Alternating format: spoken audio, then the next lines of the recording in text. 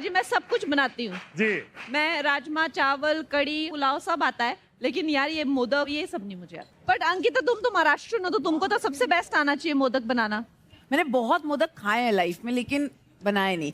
अभी जैसे हमने कभी हलवा बनाया नहीं बचपन में, जी। लेकिन हमें आइडिया है वो कैसे बनता है, तो तुम्हें तो आइडिया तो होना चाहिए। आप कह रही हैं आपने हलवा कभी नहीं बनाया, आपने बड़े बड़ों का हलवा बनाया है। और बाद में सबकी सूजी।